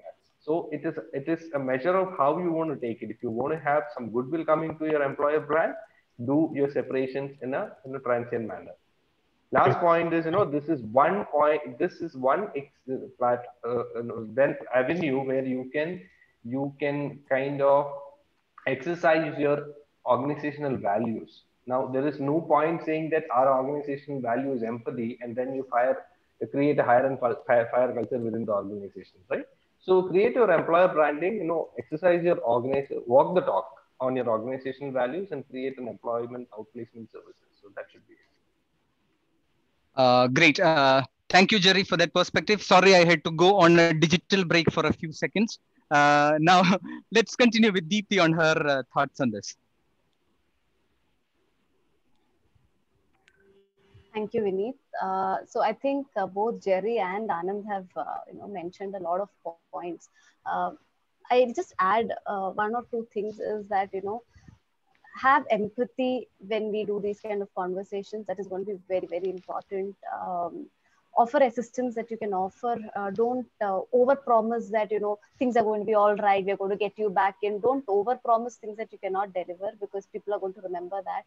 And as HR people, we may not feel good doing about it. You don't want to lay off people. You don't want to be the deliverer of bad news, right? So when we have to do such bad news, then let's be very, considerate of how and when we deliver the news. Let's not make it about ourselves and the pain that we are going through when we have to give that bad news. It's about them, and it's about the pain they are going through. So let's keep those things in mind when we deliver the news. That's all from my side, Vineet. So as Deepti was rightly mentioning, it is the art of communication, especially on communicating the bad news. And as I was hearing from Jerry, it is an absolute opportunity to display what is the strength of the values that you practice in the organization or what you preach in the organization. So creating of those lasting impressions is one of the key in this whole process. So that with that, we sum up and we end our 7 questions here. Please don't go away. Quickly, we have got a few questions which are some of our participants have posted in the chat box. We'll take a few of the questions due to paucity of time. Now, there's a question which Deepti, I think Jitin had mentioned. One second.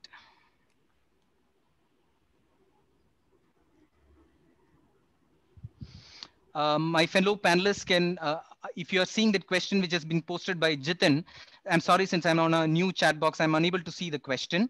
There was a question about the academic. Jerry, please. Absolutely. Okay, let me read it out.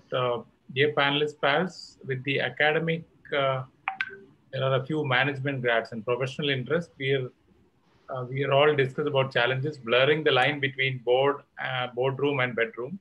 Do you all consider remote working as a new competency to be added to the job role now? Is there some work from home policy or guidelines that is into practice at your organizations? Please throw some light on it. Absolutely. If I may answer that? Yes, please, Jerry. So I think this is a very relevant point which Jitin was trying to raise. But then this is already happening. If I'm not mistaken, I'm not 100% sure on it. But if I'm not mistaken, PV Rao Learning Center has come up with an assessment on your workforce readiness on a remote mode. Whether your managers are ready for a remote to manage your remote teams. I think PV Rao's Learning Center has come up with one assessment on that. And then there are other providers like it is Harrison or Hogan. That also I'm not very sure because this has just come up to me. I think it was Harrison, which says, I mean, Remya should be able to help me out with this. I think it is Harrison. Harrison has a assessment which gauges your manager's ability to, take care of your remote teams. So, of course, yes, I don't know whether you can call remote working as a competency, like how Jitin has put it, but your ability to manage a remote team, that definitely is going to be one of your competencies in the times to come. So that is definitely there. Fantastic.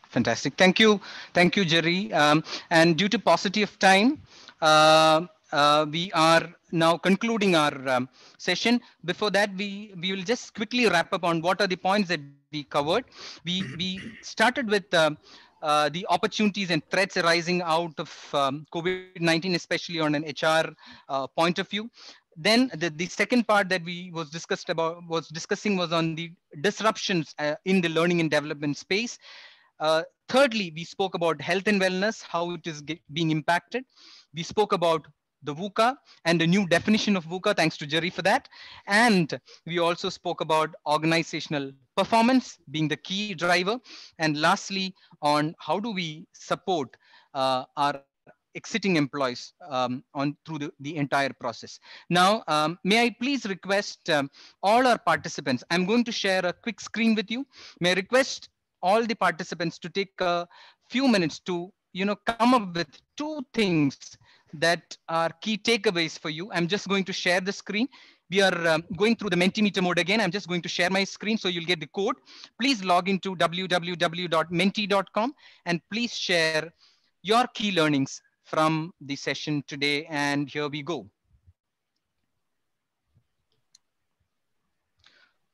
Sharing code also. Yeah, so the code that we have is 1285128. Now, for those who are not familiar with this tool, please log in to www.menti.com, menti.com. It will ask for a password. You can put the password as 1285128, and you will see the question here. You can put up your key takeaways from the session. And we have maybe 2 minutes to get this done.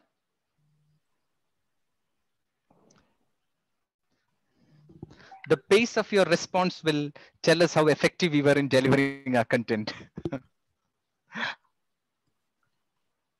Interesting. Fantastic. Thank you for that first one. Great.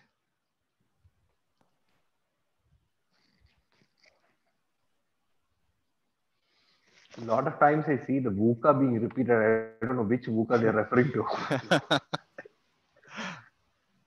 Jerry, let's consider the positive VUCA for the time being. Yeah.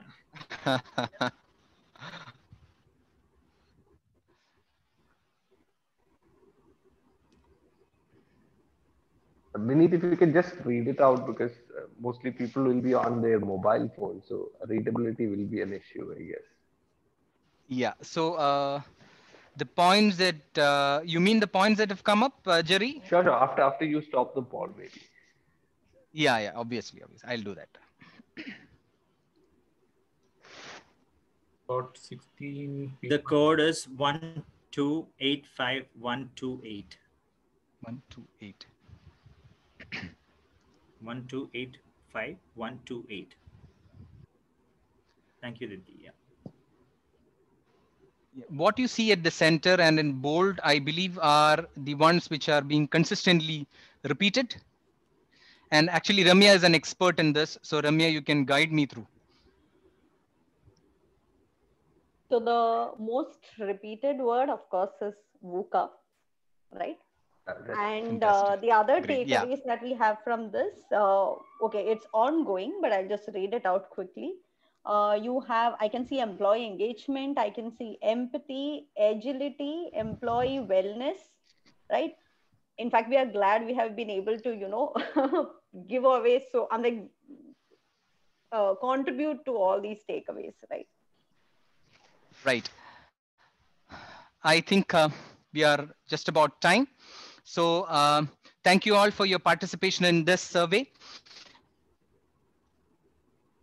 Now I'm just stopping to share my screen.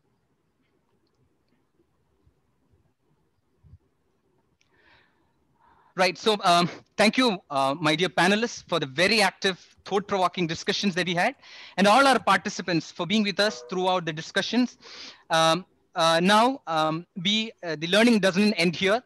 So we are going to share a snapshot of whatever we have discussed. In fact, all the points have been consolidated. So whatever points have been discussed in this entire session, we will be sharing it with the participants, because almost all of you have logged in through your emails. So we'll be sharing it with all of you.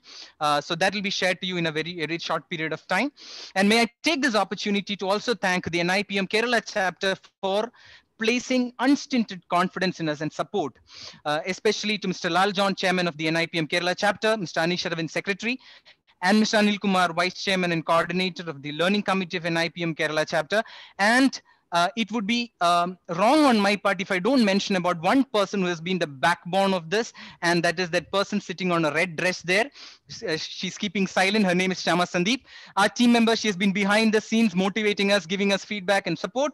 And thank you so much, Shama. And thank you all for your wonderful participation and being a part of our session this evening. Sorry that we have shot up by almost 57 minutes. Around 30 odd minutes. So over to Anil sir for the closing remarks. Yeah. Okay, Anish, am I audible? Yes, sir. Yes, you sir, are. You are audible. Okay, yeah. Okay, I also had a problem with the digital issues that was being referred to. And thank you all the participants. It was a wonderful occasion to see. I think the new normal is something like this. Earlier, we used to have in our office building, the conference hall, we used to have some 20 to 30 people. So whatever be the kind of programs we used to offer, and maybe the kind of reputation for the speakers and panels also. So hardly 30 people used to come there and we used to chat, discuss. Now it is like more than 150 people registering and most of them attending the program.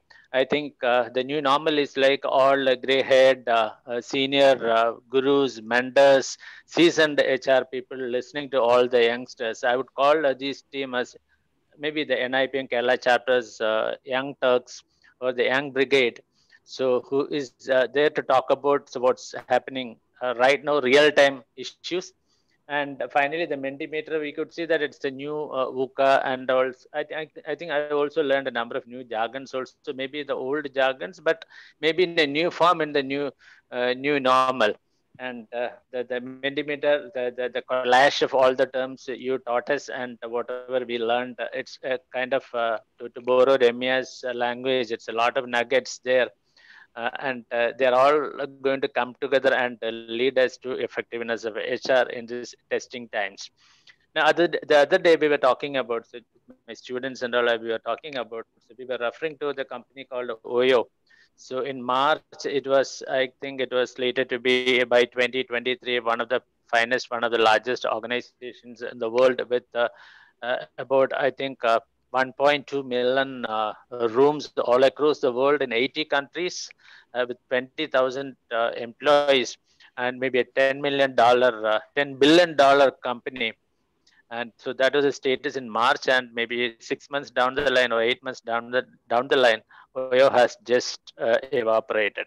So that is the kind of speed at which things happen. And I think it was a kind of a lesson on OB, strategic management, then with the vertical called HR, because you covered everything starting from recruiting, right sizing. Anand talked about right sizing, then on compensation benefits, and then a lot of OB lessons like Remia talked about a new term, psychological safety also.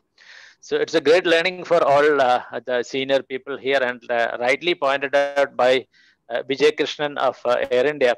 It's a kind of reverse mentoring for all of us, all the senior people here. And it was a wonderful idea that was mooted by the General Secretary or Honorary Secretary Anish and the team, the Learning and Development team, to bring all the youngsters to the fray and let them talk, let them teach others. And let us learn from the young people who are really practicing in these testing times. So that was the idea. And I think I remember research done and the report, like in this generation, a 21-year-old guy would have gone through the kind of experience a 55-year-old guy might have had in the older generation. So there is like bridging the gap between the generations. So that is one beautiful idea we actually wanted to bring in, and that was executed in a beautiful manner. And thanks to all the panel members, Ramya Ravi, Deepthi, Anand Deyes, and Jerry Abbey. So you all like questioned down the 7 rounds of questions, and then finally taking up the questions by the participants to answer also. So that was wonderful learning. And I would like to extend our sincere thanks to all the panelists on behalf of the NIPM Kerala chapter. And we also saw a wonderful kind of moderator's role in the form of Vinith Matthew. So going by all the 4 panelists question by question, and then coming up with the gist of whatever they have presented, and then giving the summary of their ideas. And that was a wonderful kind of moderation by Mr. Vinith Matthew. And on behalf of the NIPM Kerala chapter, I extend my sincere gratitude to Mr. Vinith Matthew also. Thank you, sir. Then we have around 150. So all senior people were there listening very carefully to the presentations of the young Turks of NIPM Kerala chapter, listening to their ideas and contributions and even the jargons also. So I extend my sincere thanks to all senior NIPM HR mentors and gurus and all the participants we had, and a number of youngsters participating from B schools also, including Loyola College of Social Sciences, SCMS Cochin School of Business, and XIME Cochin. So a number of students were there, faculty members were there, and we assure that from the Learning and Development Committee and from the NIPM Kerala chapter's executive committee's part, that we will definitely be having this kind of sessions, more sessions like this, and where we can convert learning into. So I think it's not at all a limitation. The remote learning is not at all a limitation. I think it is a blessing in disguise. And thanks to everyone, all I think there were some National Council members also. Thanks to all members of the NIPM fraternity. So let us meet again like this, and let us discuss more about the same topic and similar topics. So thank you everyone, all the panelists, the moderator, all the participants, and all the students. So thank you all. Thank you. Anish, yeah. Anish, any closing remarks? No, sir. Thanks everyone. I think you've summed it up really well. So we are excited that we look forward to more such sessions again. And thanks to everyone who joined. We are excited that we have almost I think 320 plus registrations, and then at a point of time we had 150 plus people attending and participating. Yeah, 160. Yeah. And special thanks to. So we're not going to let you all go away. I have seen these people in action from May onwards, mid-April, when they've been supporting us to revive, in fact, the online mode with the Meanwhile at Lockdown to the whole HR Tech and DigiLearning committee. So we're looking forward to more active participation from all of you all, and excited that the chapter is in very, very safe hands and a great journey ahead with all the seniors and collaboration together. So that's a very, very good way to end the evening, and have a great evening ahead. Thanks once again to everybody who joined. Anil sir, thank you all. Good night all. Thank you all. Thank you, Thank you. Anish. Bye. Thank you, Anish, for all the nudges and support and motivation you have been providing. Catch up on our Google Meet. Sure.